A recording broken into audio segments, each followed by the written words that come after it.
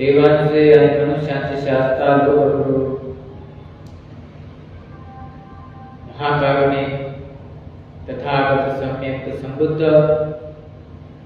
संबुद्धाने सुआख्यात केलेला असा सद्धम्म आणि या सद्धम्माचा प्रचार आणि प्रसार करणारा पूजनीय आर्य श्रावक संघ प्रथमतः या तीनही रत्नांना त्यांचा प्रणाम.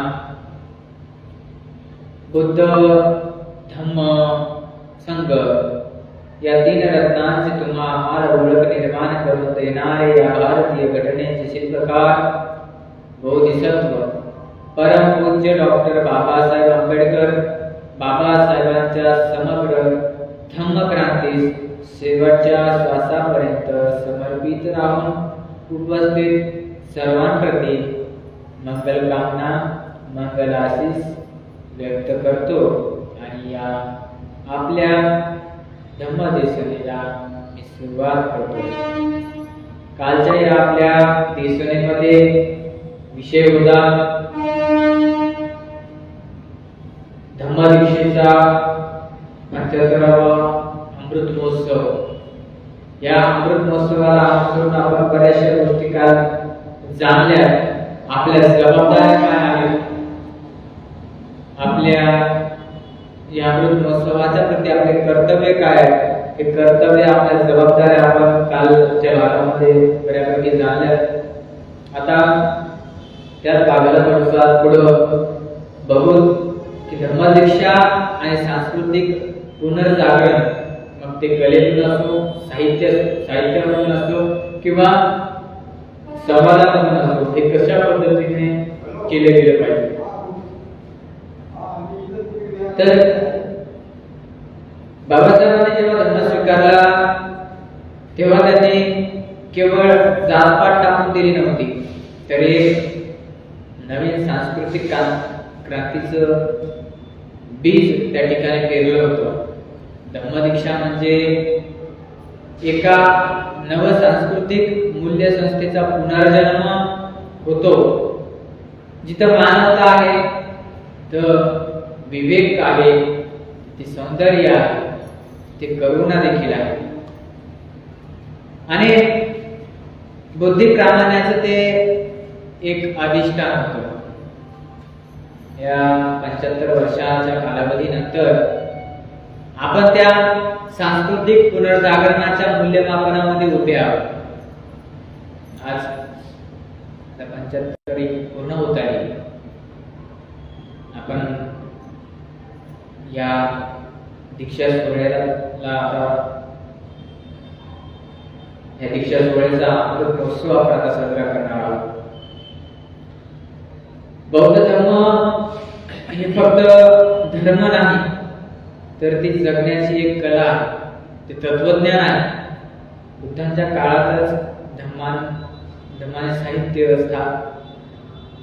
स्थापत्य, त्यानंतर शिल्प, चित्रकला, संगीत, नाट्य आणि लोकसंवाद यामध्ये एक नवीन अध्याय रचला होता. आज आपण त्या परंपरेला नव्याने जागवायचं आहे. ही नव्या काळाच्या भाषेमध्ये आपल्याला करता आलं पाहिजे. ज्या पद्धतीने 2500 वर्षानंतर बाबासाहेबांनी एक धम्मक्रांती घडवून आणली, जो इथे मूळ अस्तित्वात असलेला जो धम्म आहे हा त्यावेळी नामशेष जवळजवळ नामशेष झाला होता. परंतु बाबासाहेबांनी तो धम्म जाणला आणि 1956 ला एक मोठी क्रांती घडवून आणली. ती त्यांनी ज्यावेळेस ती क्रांती घडाली तर ती त्यांनी त्या काळामध्ये वर्तमान स्थितीमध्ये ज्या गोष्टी आवश्यक होत्या त्याला अनुसरून त्यांनी ती क्रांती घडवली. आज या क्रांतीला 75 वर्ष पूर्ण होत आहेत. आपल्याला सुद्धा या धम्मदीक्षेच्या अमृत महोत्सवाच्या निमित्तानं या क्रांतीला आता वर्तमान स्थितीमध्ये, या वर्तमान युगामध्ये आपल्याला तिला अजून चालना द्यावी लागणार, तिला नव्यानं पुन्हा जाग करावं लागणार. हे सांस्कृतिक क्षेत्र समाजाच्या मनावर परिणाम करणारं महत्वाचं क्षेत्र आहे. धम्माच्या शिक्षणाचा प्रभाव केवळ तत्वज्ञानापुरता मर्यादित न राहता हा नाट्य, चित्र, कला, कविता, लोककला, लोकसंवाद यामधून जनसामान्यांपर्यंत पोहोचायला हवा. यासाठी आपण प्रयत्नशील असलं पाहिजे. मूलगामी विचार आणि नवे मूल्य रुजवण्यासाठी सांस्कृतिक हत्यार म्हणजेच शब्द आहेत, संगीत आहे, रंग आहे, अभिव्यक्ती आहे, यांचा प्रभावीपणे वापर करायला आपण झालं पाहिजे, शिकलं पाहिजे. आज इथं मुख्य प्रवाहाचं टीव्ही सारखी माध्यम आहेत, मीडिया आहे. अंधश्रद्धा, द्वेष, विकृती, हिंसा आणि अज्ञान पसरत आहे. आज टीव्ही मध्ये बघा, आज न्यूजला बघा, कोणत्याही डिजिटल माध्यमामध्ये तुम्ही ज्यावेळेस आज उघडलं तुम्हाला फक्त काय दिसणार? कुठेतरी हत्या झाली, कुठेतरी लबाडी झाली, कुठेतरी चोरी झाली, कुठेतरी भ्रष्टाचार झाला, कुठेतरी अत्याचार झाला. म्हणजे आजची जी सशक्त असलेली ही जी मीडिया आहे, ही टीव्ही माध्यम आहे, ही सोशल मीडिया आहे, ही प्रामुख्यानं अंधश्रद्धा, द्वेष, विकृती, हिंसा आणि अज्ञान या गोष्टीला पसरवत आहे. बुद्धाच्या धर्माचं आज टीव्ही माध्यमांवर बऱ्याच आपल्याला दिसत नाही त्या गोष्टी. आपल्याला तिथे बुद्ध, धम्म आणि करुणा यांचं सौंदर्य दाखवणारा एक वैकल्पिक सांस्कृतिक प्रवाह उभा करावा लागेल. धम्मदीक्षेचा अमृत महोत्सव म्हणजे फक्त विहारामध्ये जाऊन तुम्हाला दिवे, मेणबत्ती लावणं नाही, तर प्रत्येक गावामध्ये जाऊन, प्रत्येक शाळेमध्ये जाऊन, सोशल मीडियावर, मंचकावर धम्माचं सौंदर्य तिथं तुम्हाला निर्माण करावं लागेल. हे जे बौद्ध साहित्य आहे, इतकं सृजन साहित्य समजलं जातं. आधुनिक मराठीमध्ये ते बघायला मिळतं, हिंदीत आहे, इंग्रजीमध्ये आहे. अजून या वाङ्मयाला कशा पद्धतीने आपण रचना याची सुलभ करून देता येईल याकडे आपला कल असायला हवा. जेणेकरून लघुकथा आहेत, कविता आहेत, निबंध आहेत, कादंबऱ्या आहेत, नाटकं आहेत, मुलांकरिता धम्मकथा आहेत. बाबासाहेबांची जी भाषणं आहेत, तर बाबासाहेबांची ही जी भाषणं आहेत, ही भाषणं नव्या पिढीला कशा पद्धतीने समजतील अशा भाषेमध्ये भाषांतरित करणं गरजेचं आहे. आणि यातूनच तुम्हाला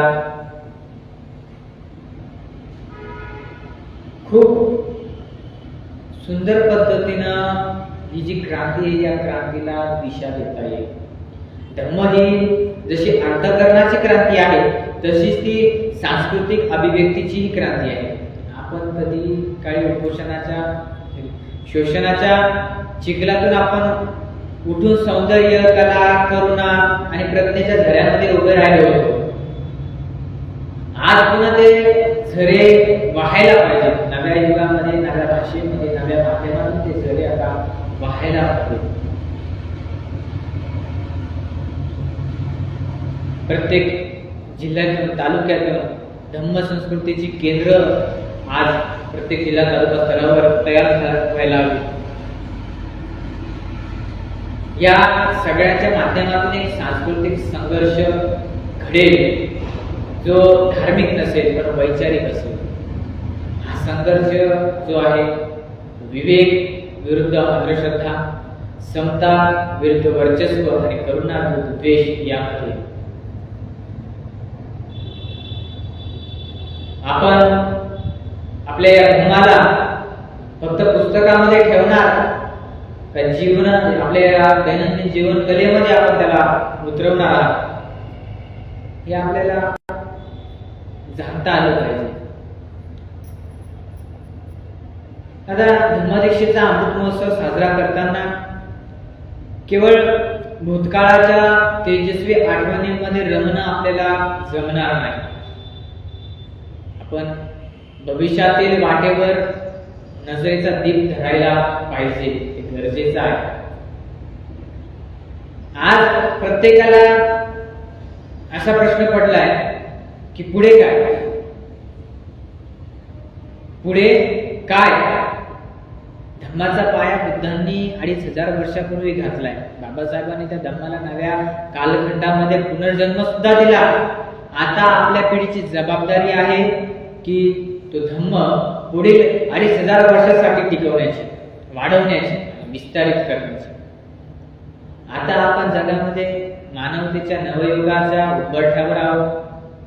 हे जे कृत्रिम बुद्धिमत्ता, हा जो हवामानात होणारा बदल आहे, मानसिक आरोग्यामध्ये होणारा बदल आहे, तणाव आहे, युद्ध आहे, सामाजिक विषमता आहे, या सगळ्या समस्यावर धम्म म्हणजे एक सुंदर असा उपाय बनू शकतो. तर त्याच्यासाठी धम्म तुम्हाला तोंडी ठेवून जमणार नाही. तोंडी म्हणजे प्रवचनापुरतं. अमौखिक धम्म तुम्हाला ठेवून जमणार नाही. त्याच्यासाठी तुम्हाला प्रभावी अशी कृती करावी लागेल. बौद्ध समाजानं आता एक जागतिक दृष्टिकोन स्वीकारला पाहिजे. ज्या योगे भारत फक्त बौद्धांचा मूळगामी, बौद्धांची मूळभूमी म्हणून ओळखला जाणार नाही, तर एक बौद्ध मानवतेचा जागतिक केंद्रबिंदू म्हणून तो उभा राहिला पाहिजे. धर्माचं जागतिककरण म्हणजे उपासकांची संख्या वाढवणं नव्हे, तर बुद्धाच्या करुणा, समता, तर्क, अहिंसा आणि मध्यम मार्गाची जी मूल्य आहेत ही जगाच्या राजकीय, सामाजिक आणि वैज्ञानिक नकाशावर उठून दिसणं हे कर्तव्य आहे. आपले पुढचे पाऊल मी कालच्या प्रवचनामध्ये सांगत असताना 2081 म्हणजे या पुढील 25 वर्षाचा कालावधी आपण कशा पद्धतीने आखला पाहिजे यावर काल आपण बोललेलो आहोत. अजून त्याच्यात 10 प्रकारच्या ज्या गोष्टी आहेत या गोष्टीवर अजून आपण लक्ष केंद्रित करू आपलं, की या भारतात बौद्ध धम्म संशोधनाची राजधानी उभारणं गरजेचं आहे. जसं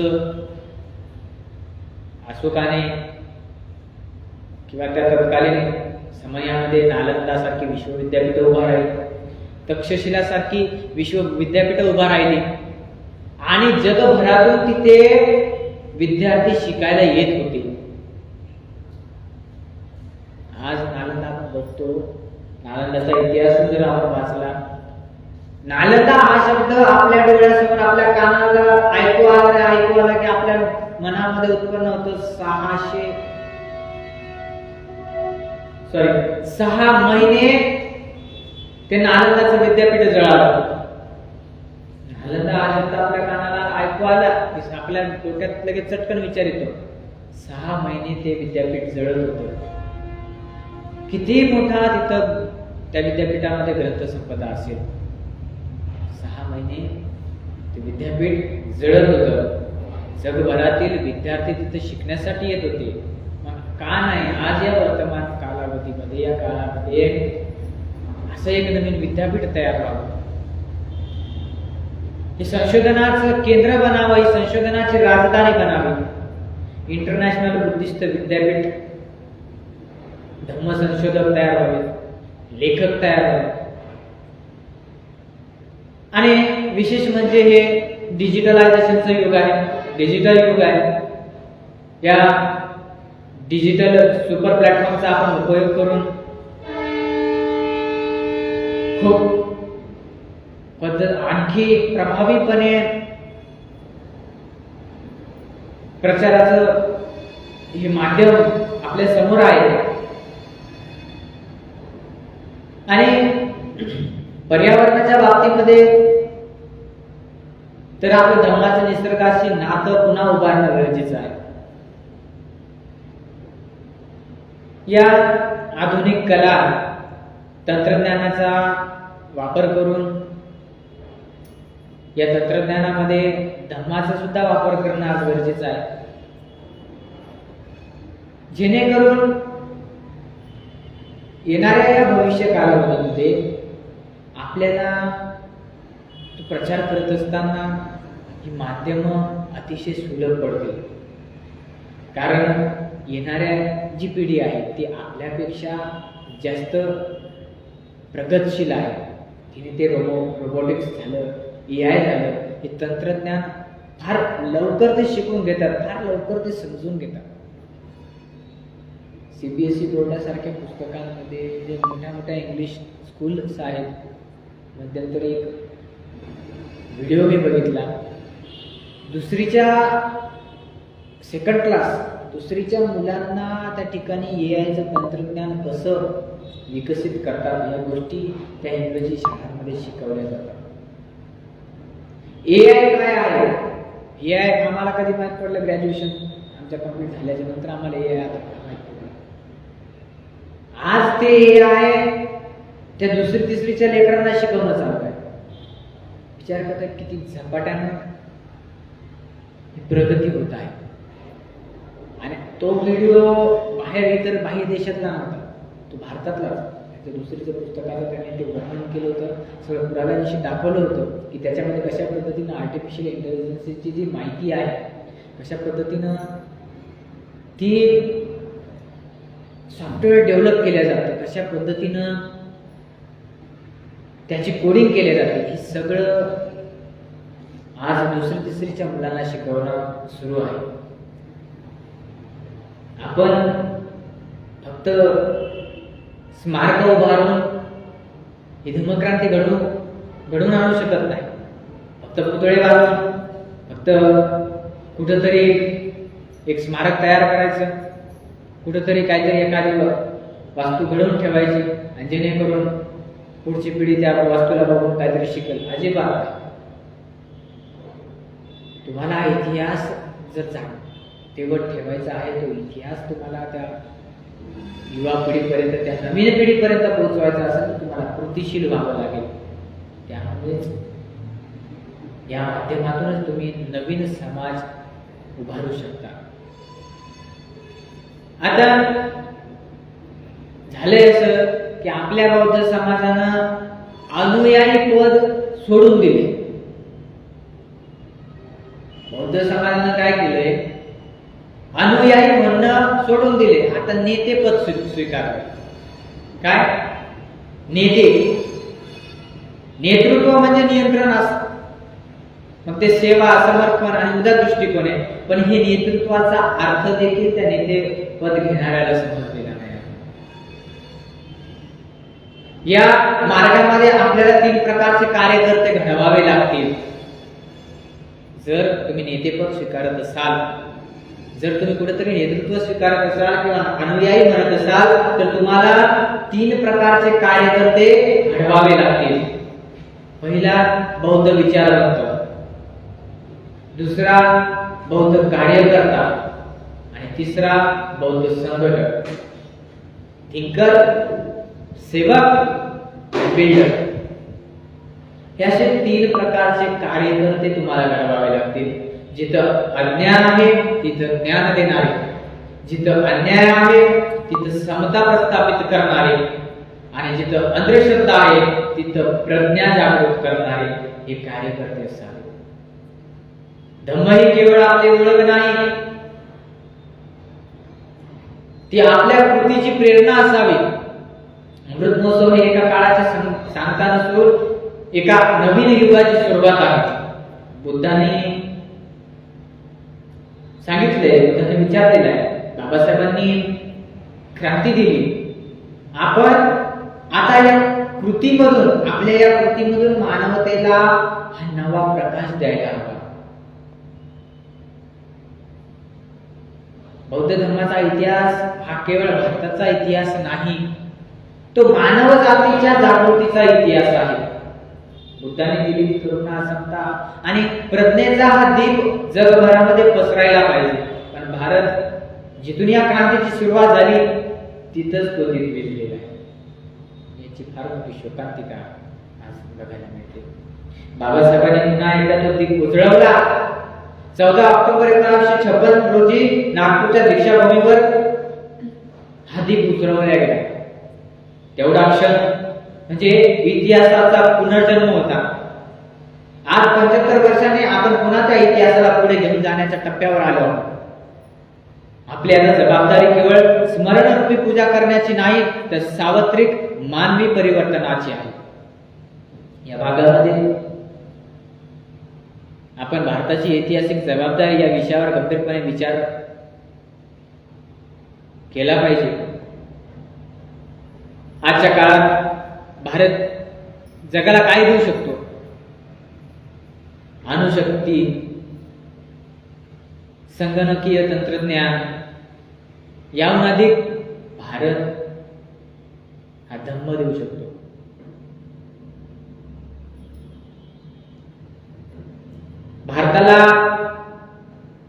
भारताचं कर्तव्य आहे की जगाला भारतानं धम्म द्यायला हवा. कारण धम्माचा जन्म हा भारतात झालेला आहे. धम्म म्हणजे काय? धम्म म्हणजे उपासना. आज प्रत्येकाला वाटतं धम्म म्हणजे उपासना. धम्म म्हणजे उपासना नाही, तो मानवता, शांती, प्रज्ञा आणि सहअस्तित्व आहे. या पाश्चिमात्य जगांमध्ये तंत्रज्ञानाच्या युगात जरी पोहोचले असले तरी ते अंतर्मुक्तेपासून दूर गेले. या जगाला आज बुद्धाची गरज आहे.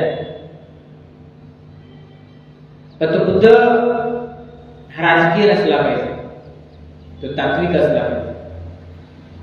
भारताचं योगदान असावं.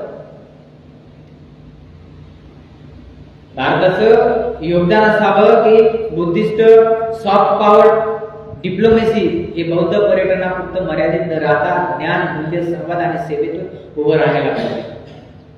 आपल्याला आता 3 पातळ्यांवर काम करावं लागेल.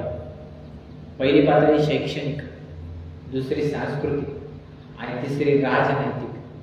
या 3 पातळ्यांवर आता खऱ्या अर्थानं काम करणं गरजेचं आहे.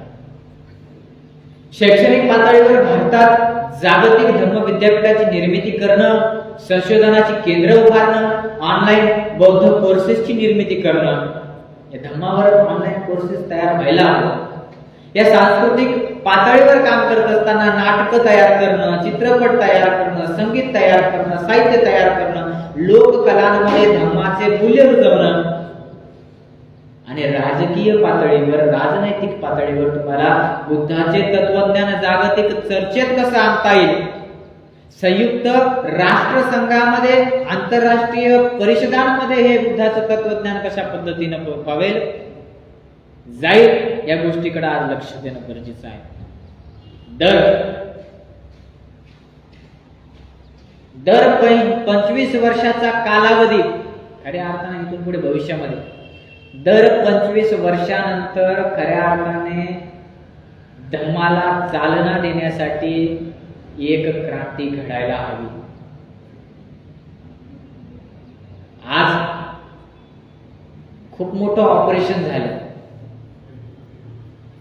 75 वर्षांपूर्वी. ते ऑपरेशन झालं पण डॉक्टर काही दिवसानंतर राहिले नाही, म्हणून नंतर ते ऑपरेशन जे झालं होतं त्याचे टाके काढणारा आणि त्या जखमेला मलमपट्टी करणारा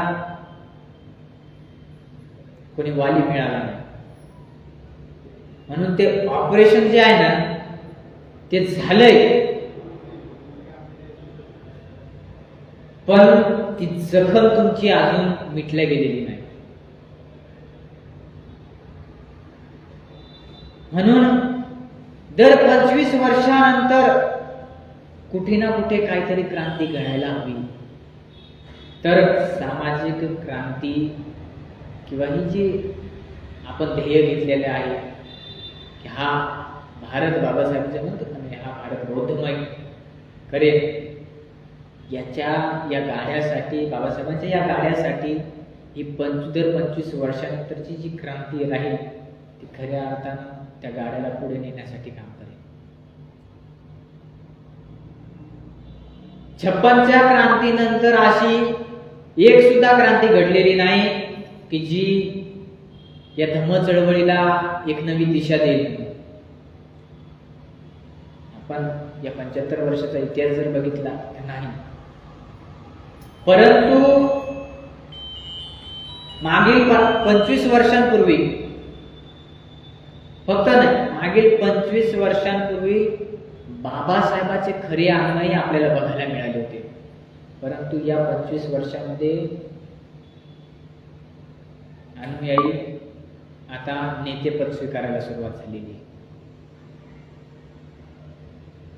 म्हातारी माई, त्या माईला काही समजत नाही, बाबाची क्रांती काय माहित नाही, पण बाबासाहेबांना आपल्याला या जातीयतेतून आपल्याला मुक्त केलंय ह्या माईला माहिती आहे. ती माई वाचता येत नाही, लिहिता येत नाही, पण दीक्षाभूमीवर जाते. दीक्षाभूमीवरून पुस्तकाच्या दुकानातून नातवासाठी, लेकासाठी कळत नाही कोणतं पुस्तक घ्यावं, बापू कोणतं तरी दे रे बा, 25 रुपये, ती माई घेऊन यायची.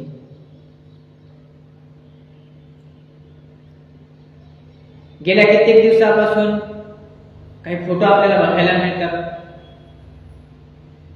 लोक सांगतात की आम्ही विचारांचे वारसदार आहोत, आम्ही विचारांचे वारसदार आहोत. आमच्या ज्यावेळेस सभा लागतात, आमचे सांस्कृतिक कार्यक्रम घडतात, मग ती आंबेडकर जयंती असो वा धम्मदीक्षेचा दिवस असो, त्या दिवशी चैत्यभूमी ठिकाणी, दीक्षाभूमी ठिकाणी ज्यावेळेस मोठे मोठे कार्यक्रम लागतात, तिथे पुस्तकाची स्टॉल आपल्याला सर्वात जास्त बघायला मिळतात. हे बाबासाहेबांच्या क्रांतीचं एक खऱ्या अर्थाने समर्पक असं उदाहरण आपल्याला, त्या क्रांतीचं जे बीज आपल्याला तिथून मिळतंय. आम्ही बाबासाहेबांना नतमस्तक व्हायला जातो, त्या आठवणींना आपण पुन्हा एकदा दुजोरा देतो. त्या पुस्तकांना खरेदी करतो, डोक्यावर ते पुस्तक आपण घेऊन निघतो, परंतु ती जी लोक होती ती ह्या 50 वर्षाच्या अगोदरच्या कालावधीतली होती. आताच्या या 25 वर्षाच्या कालावधीपासून खऱ्या अर्थानं या सामाजिक क्रांतीला कुठंतरी एक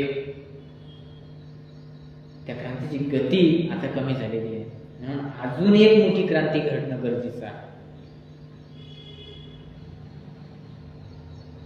यासाठी आपल्याला आवश्यक आहे ते बौद्ध नेतृत्व, जे केवळ चिवट विचार करणारं नसलं पाहिजे, तर कृतीशील असलं पाहिजे, अभ्यासू असलं पाहिजे, संघटनशील असलं पाहिजे.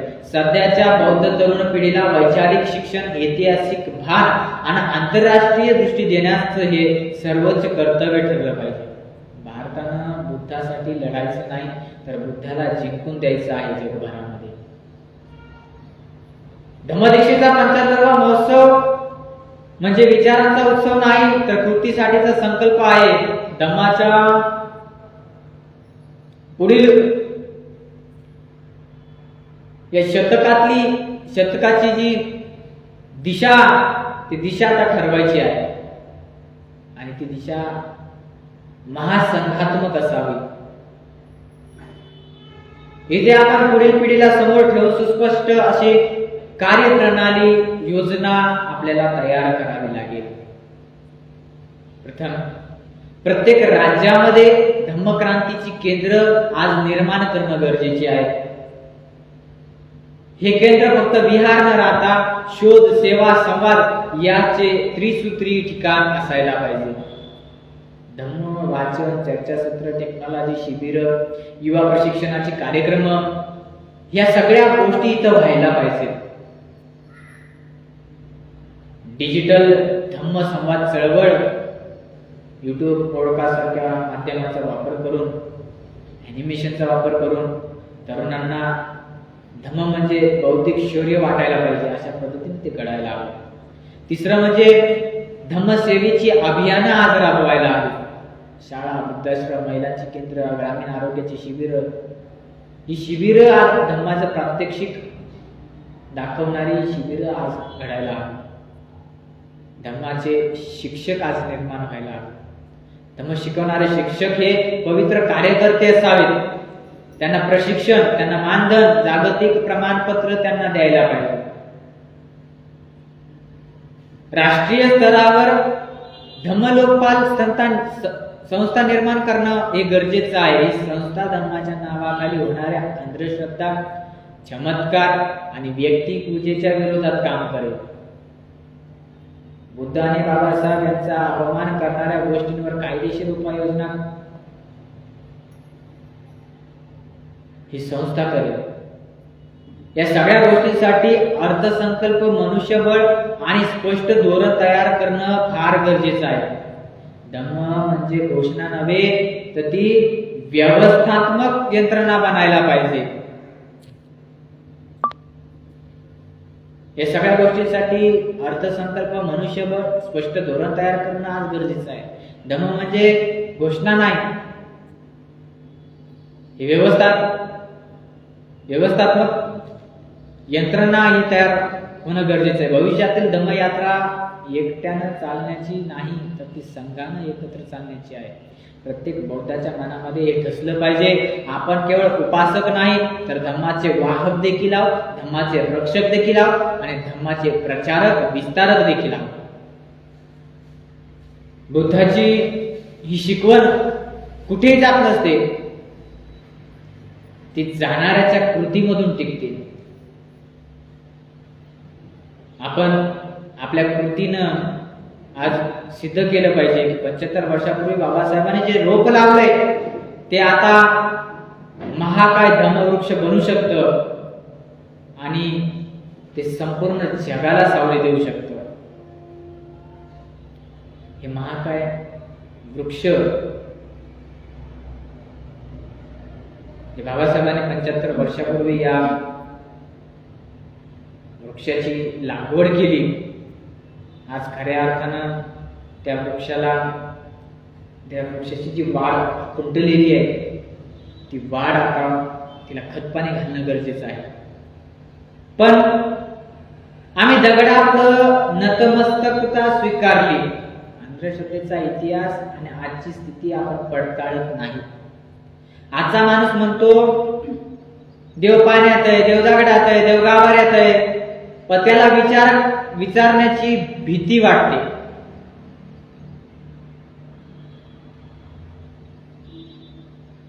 हे जे विचार आहेत किंवा तर्क आहेत, हे तर्क तो तिथं पडताळण्यासाठी घाबरतो, कारण त्याच्या मनामध्ये अंधश्रद्धेने एक घर केलेलं नसतं. कारण देव उत्तर देत नाही, पण विचार आरसा दाखवतो. आरसा स्वतःचं रूप पाहायची हिंमत आपल्याकडे उरली आहे का? आरशामध्ये स्वतःचं रूप पाहण्याची हिंमत आपल्याकडे उरली आहे का? रस्त्याच्या कडेला एक खडा पाहतो माणूस, त्याचं नाव ठेवतो खजिनेश्वर.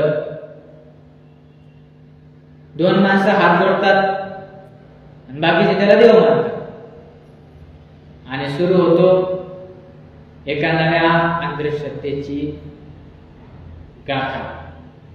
एखादा दगड पाहिला, त्याला लेप लावला की झाला आमका आमका देव. आणि तिथं सुरू मसोबा, पिरोबा, ह्यो बा, त्यो बा.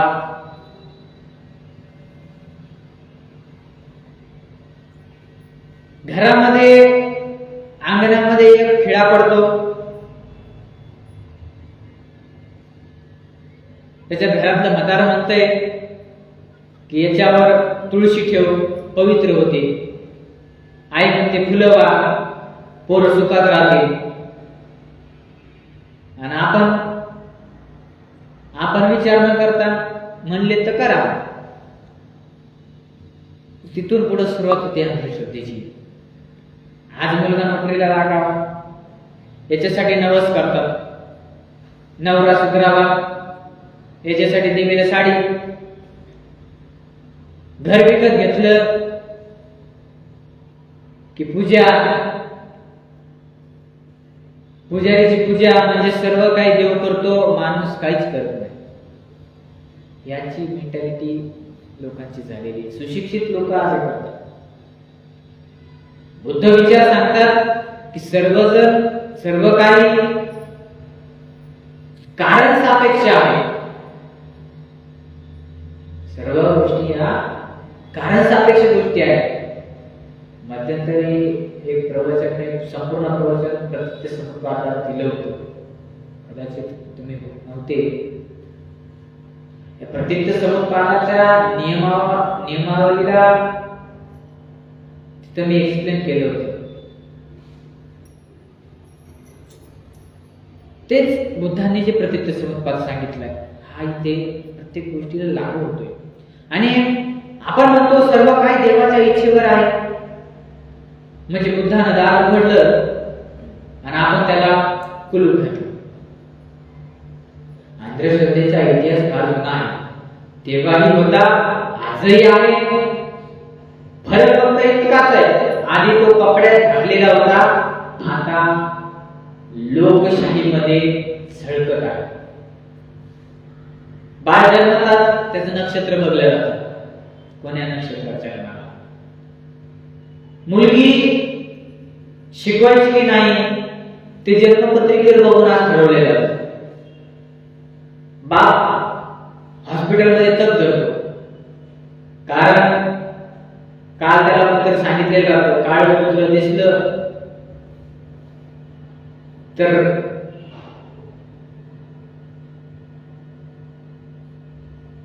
आज जाऊ ना. एका बाजूला वैज्ञानिक संशोधन जर बघितलं, रोबोटिक्स, चंद्रावर आज मानवी यान पोहोचले. दुसऱ्या बाजूला अमावास्येच्या रांगा आपल्याला बघायला भेटतात. नागपंचमीची आता झाडे, सापाला दूध. ते विज्ञान तेवढं थकलंय की साप दूध पित नाही. दूध आले घरात लेकराला नाही म्हणून तो साप लंपासनं नागपंचमी आणि तो साप घरात निघला. ते साप घरात निघला. ठसा ठसा तोड ठेचून आपण मारून टाकतो. का त्याची पूजा नाही करते? शेजारच्या घरामध्ये मुलीचा अपघात झाला, आजूबाजूचे लोक म्हणतात कदाचित तिचं नक्षत्र चुकलेलं असतं. कोणी म्हणाल वास्तूचा दोष आहे, कोणी म्हणतं देवी नाराज झाली, पण कोणी म्हणतं गाडीचा ड्रायव्हर जबाबदार असतो. आता अंधश्रद्धा विचाराचा शत्रू आहे. तिला बळ जेव्हा मिळतं जेव्हा शाळा ही फक्त रट्टा मारायला शिकवते, ही शाळा बौद्धिक प्रगती घडून आणत नाही, ती फक्त काहीतरी चाललंय. आणि विहार हे फक्त पूजेची केंद्र म्हणतात, तिथे धर्म नाही शिकवल्या जात. तेव्हाच तर ही अंधश्रद्धा पार वाढीच लागते. कारण रिकाम मन हे भय आणि भक्ती याचं खाद्य असतं. आपलं जे मन आहे, मन हे रिकाम राहिलं, एक तर ते भय पकडतं, नाही तर भक्ती पकडतं. भय निर्माण झालं तो भक्तीकडे पडतो, भक्ती निर्माण झाली ती भयाकडे. दोन्ही गोष्टी एकमेकांना पूरक आहेत. बुद्ध नुसतं म्हणाले होते मानसिकतेनं, म्हणजे एकल्यावर विश्वास ठेवू नका.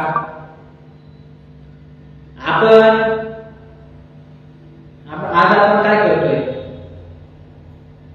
जे कोणी सांगितलं तेच आपण बरोबर मानतो. आपण त्याच्यावर तार्किक दृष्ट्या विचार करायला तयार नाही, विचारच करत नाहीत. आपण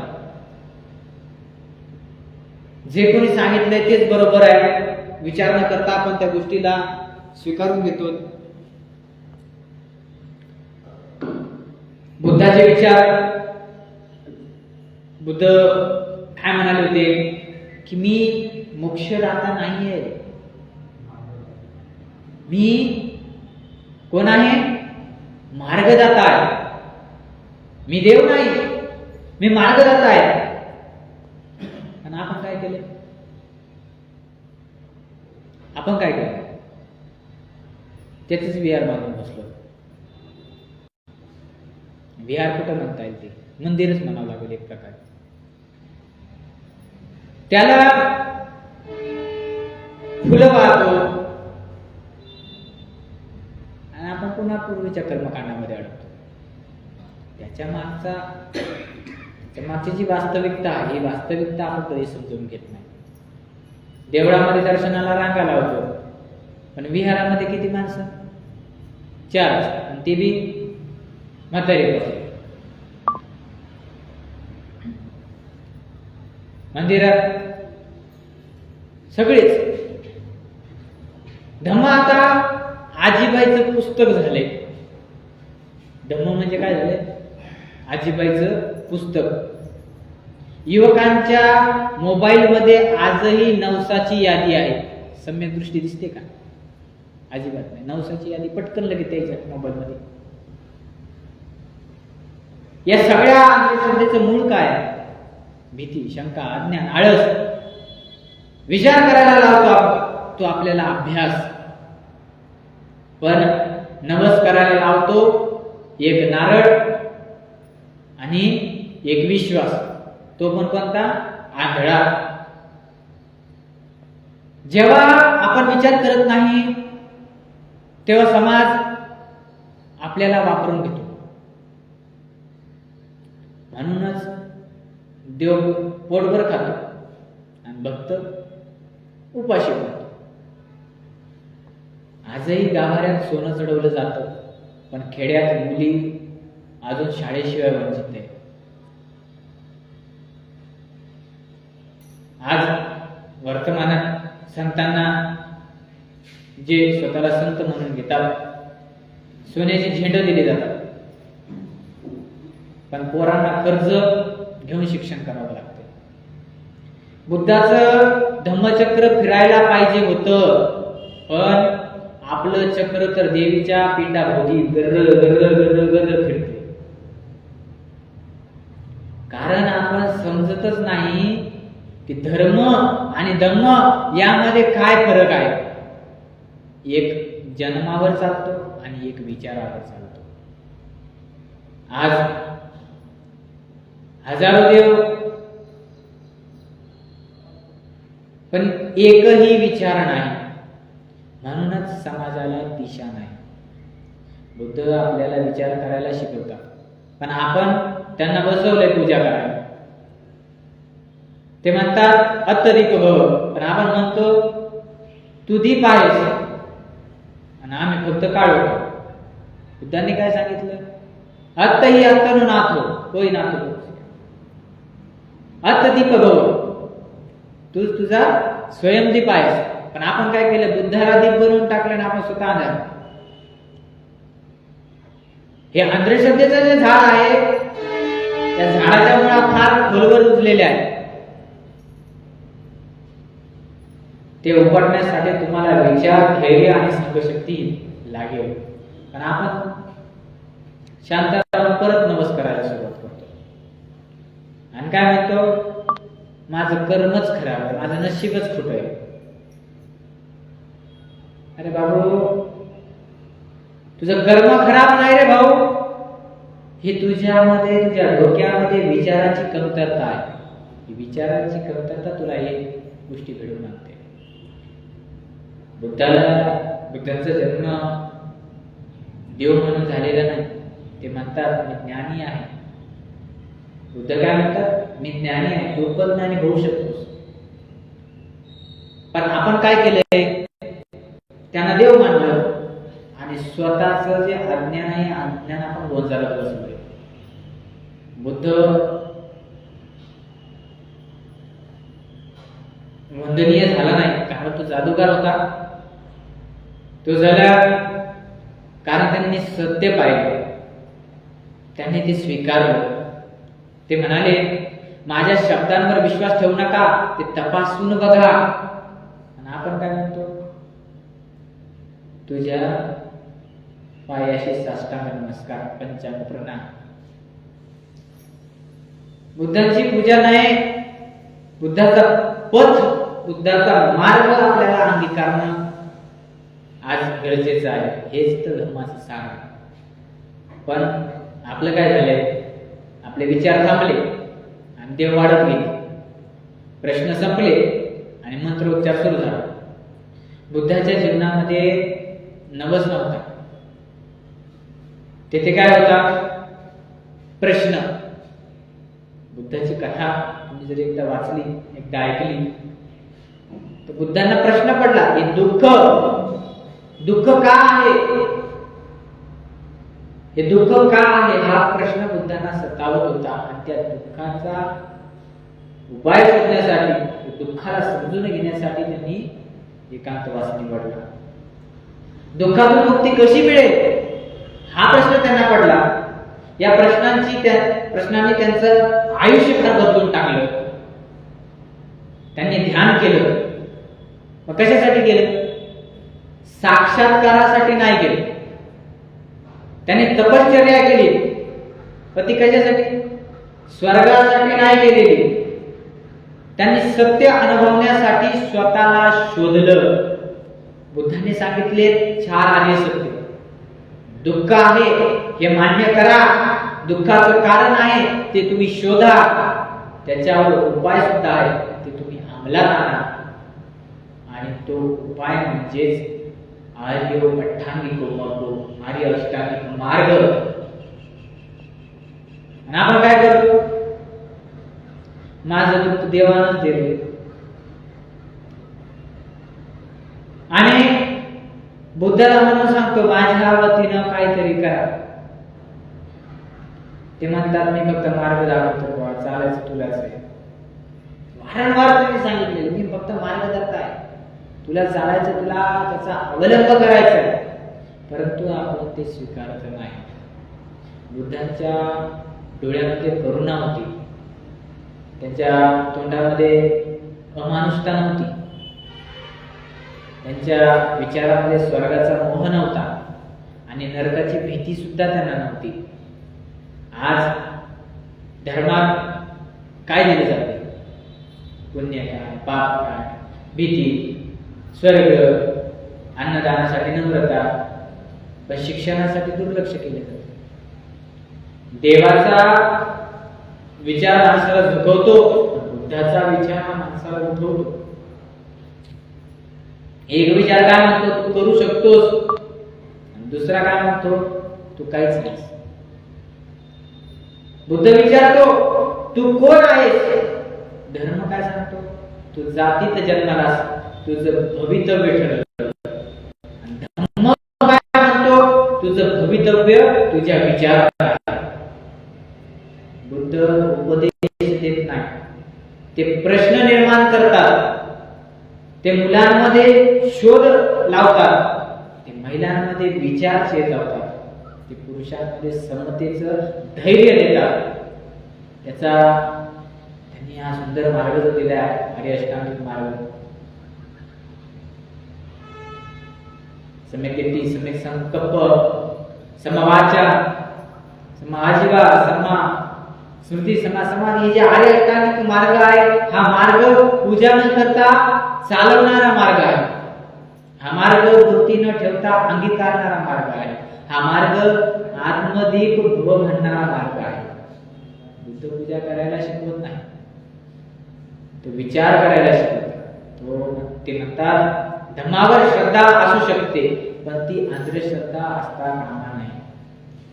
बुद्धाच्या काळातही देव होते. बुद्ध म्हणाले माझा धर्म देवावर नाही, माणसावर आधारित आहे, म्हणून तो धम्म आहे, धर्म नाही. धम्म म्हणजे स्वशुद्धीची वाट, स्वशुद्धीचा मार्ग. धम्म म्हणजे समतेचा वीजगड. धम्म म्हणजे क्रांतीचा नवा वारा. बुद्धीनेच हे जग बदलता येतं, भक्तीनं नाही. विचारानं समाज उगम पावतो, विनवण्या करण्यानं समाज तयार होत नाही. बुद्ध म्हणतात माझ्या पायाजवळ झोका, माझ्या पायाजवळ झोका घालू नका. माझ्या डोळ्यात बघा, मी आरसा आहे, तुम्ही काय आहात ते पहा, आणि काय व्हायचं आहे हे तुम्ही ठरवा. तो कोणालाच श्रेष्ठ म्हणत नाही, ना ब्राह्मण, ना क्षत्रिय, ना शूद्र, ना स्त्री, ना पुरुष. त्यांचं एकच निकष आहे, जो आचरणात श्रेष्ठ तोच खरा आर्य. जो आचरणामध्ये श्रेष्ठ तोच खरा आर्य. पण आपल्याला अजूनही ब्राह्मणाच्या हातातून पूजा करून घ्यायला हवी. आपल्याला अजूनही खोट्या बाबांचा आशीर्वाद पाहिजे. आपल्याला अजूनही स्वतःच्या मनाला ताळ्यावर आणायला भीती वाटते. बुद्ध आपल्याला शिस्त देतात, शील देतात, समाधी देतात, प्रज्ञा, या त्रिसूत्रीनं ध्यान, आचार आणि अभ्यास याने आपलं जीवन ढळतो. बुद्ध विक्रेता नाही, ते शिक्षक आहेत. ते मंत्र देत नाहीत, ते तत्वज्ञान देतात. त्यांच्या विचारांमध्ये झणझणीत विद्रोह बघायला मिळतो. ते मूर्ती फोडत नाहीत, ते मूर्तीच्या आड काढलेल्या अंधश्रद्धेला फोडतात. पिंडीत बसत नाहीत, ते मनामध्ये पेरले जातात. ते देणं मागत नाहीत, ते विचार मागतात. जर तुम्ही खरंच बुद्धाचे अनुयायी असाल ना, तर त्याचप्रमाणे तुम्ही प्रश्न विचारायला शिकलं पाहिजे. त्याचप्रमाणे तुम्ही त्याचा तपास सुद्धा करायला पाहिजे. आणि त्याचप्रमाणे तुम्ही वाटा आज चोखायला पाहिजे. देव बुद्ध हे देव नव्हते, त्यांना देव बनवणं ही तुमची चूक आहे. ते मार्गदाता होते, त्यांना मूर्ती बनवणं ही समाजाची हार आहे. बुद्ध विचार करत राहिले म्हणून ते बुद्ध झाले. आपण विचार थांबवले म्हणून आपण आज भक्त आहोत. म्हणून आपण आज प्रत्येकाने निर्णय घेतला पाहिजे की आपल्याला फक्त वंदनच नाही करायचं तर निरीक्षण सुद्धा करायचंय. आपल्याला भक्तीपेक्षा प्रज्ञेला महत्त्व द्यायचं. आपल्याला फक्त भक्ती करत नाही बनायचं, आपल्याला योग्य बनायचं. ही जी मूर्तीपूजा की तत्वपूजा हा मानसिक लढा आपल्याला लढता आला पाहिजे. माणूस देव बनवतो आणि मग त्या देवासमोर झोपतो, हा त्या माणसाचा पराभव आहे. ज्यानं विचार निर्माण केला तो विचार विसरून पाषाणासमोर हात जोडतो. देव म्हणजे शक्तीचं प्रतीक म्हणतात, मग विचार ही खरी शक्ती नाही का? शरीर जळतं, तत्व अमर राहतं, पण आपण कोणाच्या मागे उभे आहोत? मंदिर बांधतो, विचार घडवत नाही, हात जोडतो, मेंदू चालवत नाही, शेवटी मूर्तीला नैवेद्य दाखवतो आणि समान उपास. हाच मोठा विरोधाभास आहे. एखादा माणूस संकटातून जातो, तो बुद्धाच्या चरणी जातो, मग त्या बुद्धाचं तत्वज्ञान शिकण्याऐवजी त्यांच्या पायांना नतमस्तक होतो. बुद्धाने स्पष्ट सांगितले, माझे अन्वयी माझे विचार घ्या, माझे शब्द तपासा, आंधळेपणानं मला देव मानत बसू नका. पण आपण काय केले? त्यांच्या विचारांना आपण खाणीमध्ये टाकले आणि पाषाणात त्यांची मूर्ती कोरली. विचार जिवंत असून मूर्ती शांत, गप्प आणि जड असते.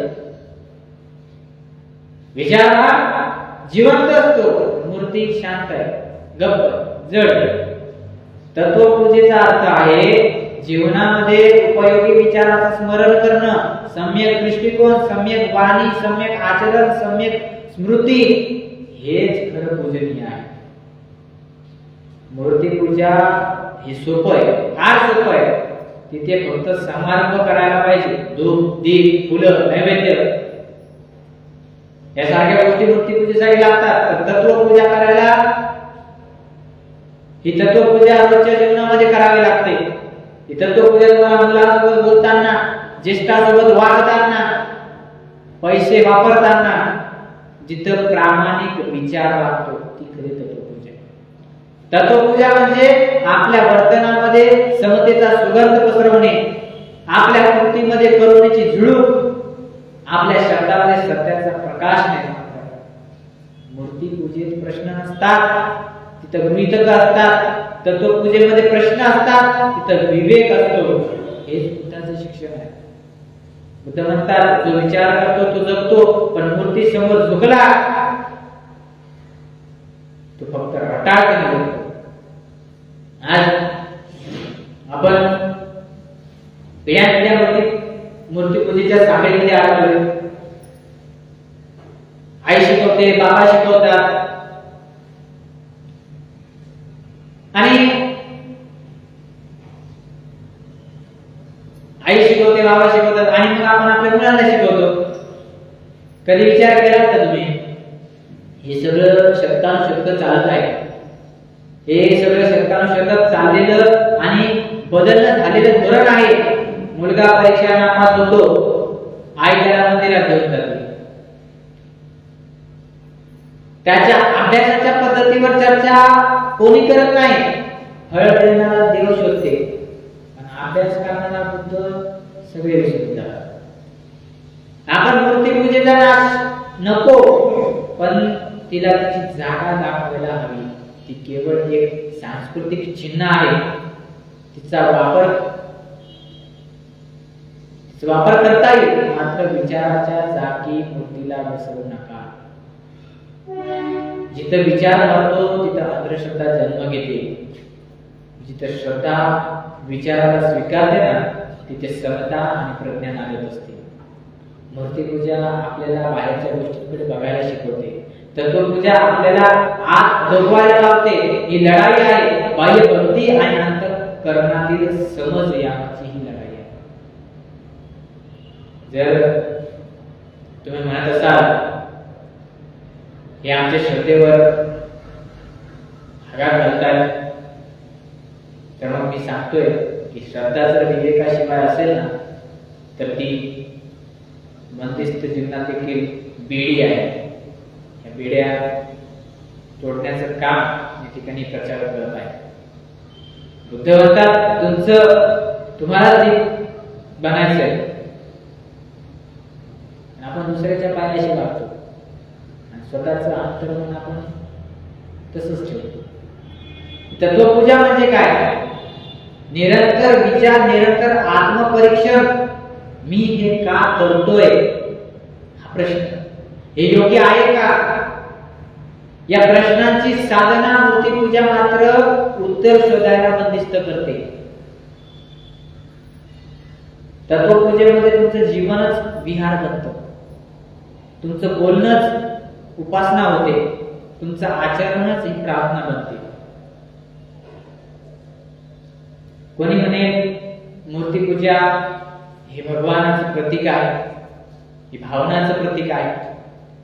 हो, पण ती भावना फक्त पायाला नमण्याची नसली पाहिजे, ती श्रद्धा नाही, ती दास्यभावी आहे, दास्यता. बुद्धासमोर फुलं वाहणं हे सोपं आहे, बुद्धाच्या विचारातून फुलणं हे फार कठीण आहे आणि हे खरं आव्हान देखील आहे. या देशानं कोट्यावधी रुपये मूर्ती स्थापनेवर खर्च केले, पण विचार प्रचारासाठी किती केंद्र उभारली? शाळा आहेत का? पुस्तकं आहेत का? चर्चासत्र आहेत का? या गोष्टी, या सर्व गोष्टी तत्वपूजेचा भाग होत्या. तुम्ही जर नव्या पिढीला फक्त मूर्तिपूजाच दिली तर त्यांना प्रश्न विचारायची सवय ही त्यांची मरेल. ते फक्त झुकतील पण कधीच उभे राहणार नाही. मूर्ती मनुष्य बनवत नाही, विचार बनवतो मनुष्य. एक मूर्ती तुम्हाला भीती देऊ शकते, पण एक विचार तुम्हाला खरी झेप देऊ शकते. आपल्या जीवनामध्ये दोन देव राहतात, एक पाषाणातला आणि एक विवेक आहे. आणि तुम्ही ठरवायचे कोणासमोर नतमस्तक व्हायचे, कोणासमोर नमायचे. मूर्ती गप्प आहे, तिचं म्हणणं काही नाही. म्हणते का? म्हणते का? तिचा काही प्रश्न नाही, तिचं काही उत्तर देखील नाही. पण विचार विवेकाचा हा विचार प्रश्न करतो, उत्तर देखील देतो, दिशा देखील दाखवतो आणि आपल्याला उजळवतो देखील. तुम्ही जर खरोखर बुद्धाचे अन्वयी असाल तर मूर्तीपेक्षा विचाराला जपायला तुम्ही प्रयत्नशील असले पाहिजे. बुद्धाचं तत्वज्ञान तुमचं खरं आहे, मंदिर नाही किंवा विहार नाही, तर तुमचं मन तेच पवित्र विहार आहे, ते तुम्ही स्वच्छ ठेवलं पाहिजे. मूर्तिपूजा सोपी आहे, तत्वपूजा खडतर आहे, म्हणूनच ती कमी लोकप्रिय आहे. पण खरी परिवर्तनाचे जे बीज आहे हे त्या तत्वपूजेमध्येच दडलेलं आहे. आजही आपण दगडाला नमतो आणि विचाराला हरवतो. हा प्रवाह आपण थांबवायला हवा. विचाराला पुन्हा सिंहासन द्या आणि तुमचं जीवन मुक्तीच्या दिशेने वळवा. बुद्धाचा खरा अनुयायी हा मूर्तीकडे नाही तर विचाराकडे पाहतो. तुमचं डोकं झुकायला नकोय, ते उजळायला हवं. हे जे आज आपण बघतो खूप मोठ्या पद्धतीमध्ये विहार या भारतभूमीमध्ये, या महाराष्ट्रामध्ये जागोजागी गल्ल्या गल्ल्यांमध्ये 3-3, 4-4 विहार बघायला मिळतात. थायलंड सारख्या देशातून, इतर देशातून खूप चांगल्या चांगल्या मूर्त्या या विहारांमध्ये स्थापित केल्या गेलेल्या आहेत. जसं होईल तसं आपण त्या विहारात मूर्ती घडवण्याचा प्रयत्न करतो, पण माणूस घडवण्याचा प्रयत्न कोणीच करत नाही. विहार बनली, विहार फक्त पूजा स्थानाची केंद्रात राहिलेली, विचारांची कदाचित इथं पूजा होणं थांबत चाललंय. ही जी विचारांची पूजा आहे, बाबासाहेबांना अभिप्रेत मी गेल्या 2 ते 3 दिवसापासून सांगतोय, सामाजिक क्रांतीला अभिप्रेत किंवा सामाजिक क्रांतीला पुढे नेण्यासाठी विहारांची काय भूमिका आहे, जेवढी विहारांची भूमिका आहे तेवढी त्या विहारात येणाऱ्या लोकांची काय भूमिका आहे, त्यांची कर्तव्य काय, त्यांच्या जबाबदाऱ्या काय, हे आपण बघितलं. ही कर्तव्य जबाबदाऱ्या त्यांनी स्वीकारायला पाहिजे. वेळोवेळी सांगण्याचा प्रयत्न करतो, रिटायरमेंट तुमची मिळाली, आता तुम्ही मोकळे झाले, रिटायरमेंट मिळाली, कमीत कमी 5 वर्ष तुम्ही काशाय वस्त्र धारण करून गल्लोगल्ली जाऊन तुम्ही त्या धर्माचा प्रचार करणं गरजेचं आहे, कारण तो तुमच्यामध्ये तो अनुभव आहे.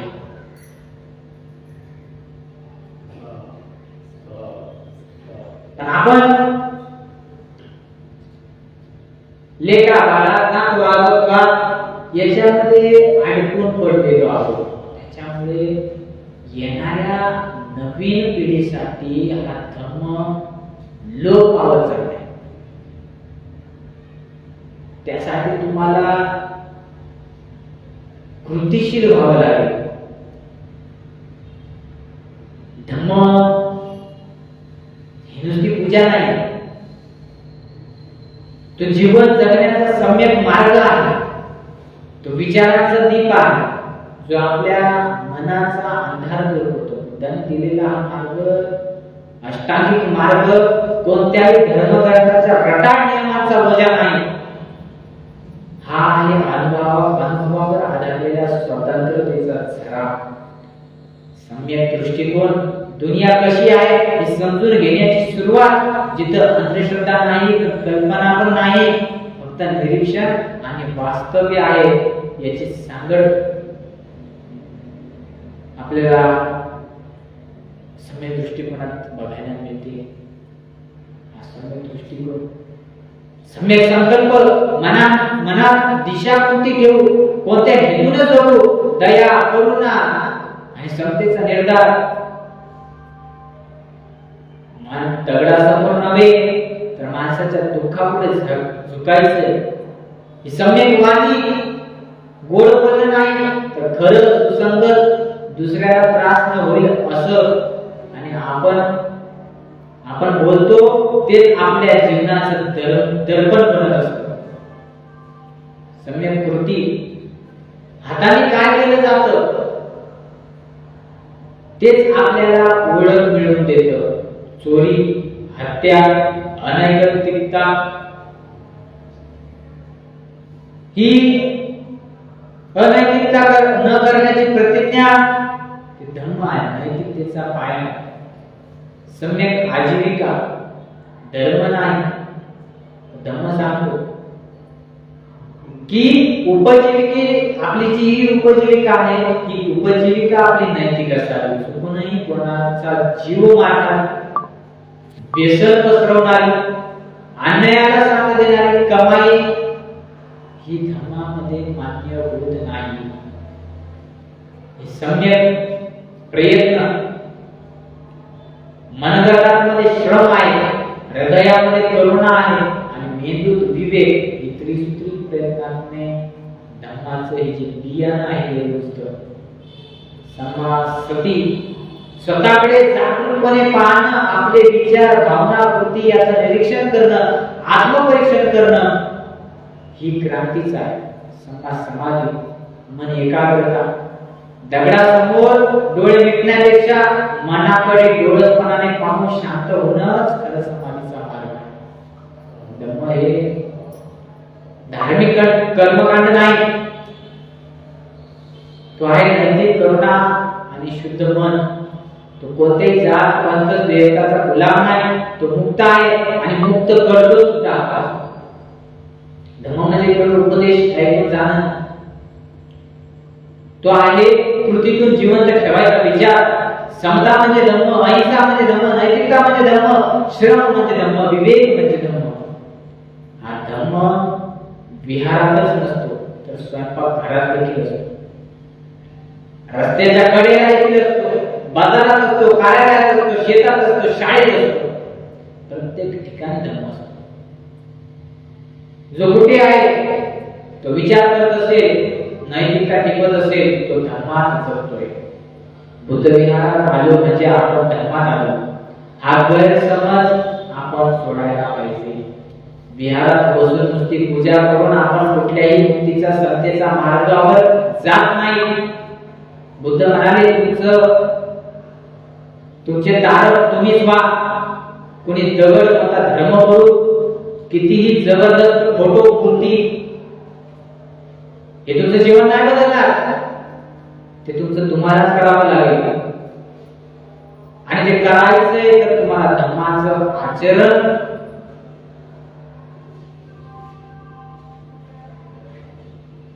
हे धर्माचं आचरण तुम्हाला अंगी बांधावं लागेल. महिला वर्ग धर्माचा आत्मा आहे. मातृत्व, सहनशीलता, विवेक या सगळ्या त्यांच्या ठाई भरलेल्या आहे. म्हणूनच धर्मप्रबोधनाचा पाया महिलांपासून सुरू करावा लागतो. युवा वर्ग हा धर्माचे वाहक आहे. त्यांच्या हाती विचारांची मशाल आहे. ते विचारांनी पेटलेले तर समाजाला अंधारातून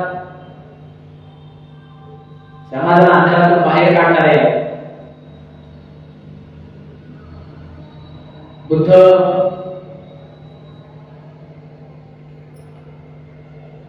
हे जे ज्येष्ठ आहेत, हे ज्येष्ठ धर्माचे आधारस्तंभ आहेत. त्यांचा अनुभवच धम्म आहे. फक्त त्याला थोडा वर्तमानाचा स्पर्श पाहिजे. ते संपूर्ण समाजाला दिशा देऊ शकतात. आज विहारामध्ये छान छान मूर्त्या आहेत, सुंदर सुंदर अधिष्ठान तयार केली जातात. पण त्या अधिष्ठानात आपल्याला विचार सापडत नाही. तेच आपल्याला पुनर्स्थापित करावे लागते. आज धर्म म्हणजे वंदना झाली आहे. आज धर्म म्हटलं की बुद्धांचे धर्म हा ग्रंथ वाचायचा संपला. धर्म म्हणजे फक्त वंदना नाही. आपलं आचरण आज ठरवलंय, ते आचरण आपल्याला पुन्हा उलट करायचं आहे. धर्माचा प्रचार म्हणजे पोथी नाही, ते जीवनाचं लोण आहे. ते लोण जर प्रत्येक घरात, प्रत्येक मनात पोचलं तर समाज क्रांती ही शक्य होईल. आपण जितकं दगडात अडकतोय तितकं धर्मजीवनात हरवत चाललंय. आपलं हे धर्मजीवन हरवत चाललंय. धर्म म्हणजे उठाव, संघर्ष, विवेक, जागरूकता, सत्ता आणि मुक्तीचा प्रवास आहे. तो प्रवास तुम्हाला चुकवत नाही, उभा करतो.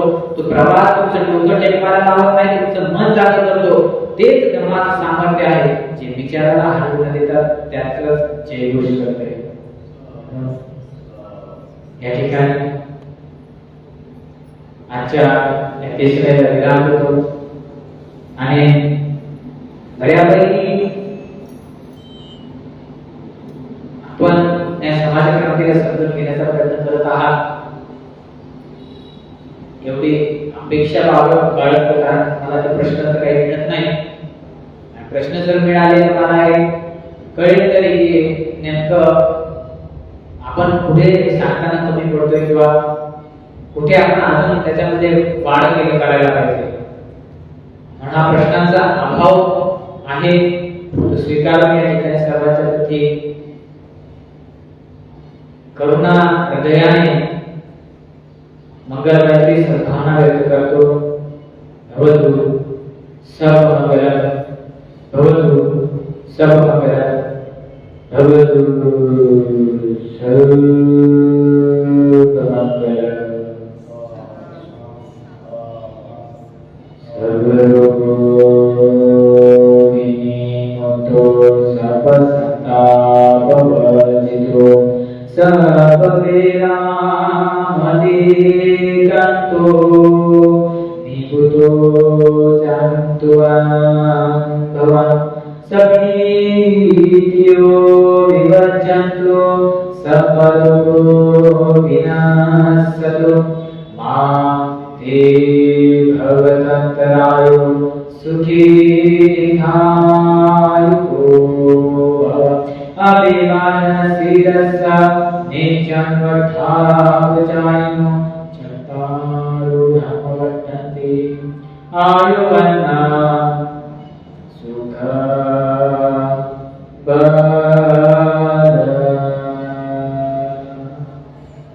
सुखी दुःखानिरोगः सकलकल्याण सुखी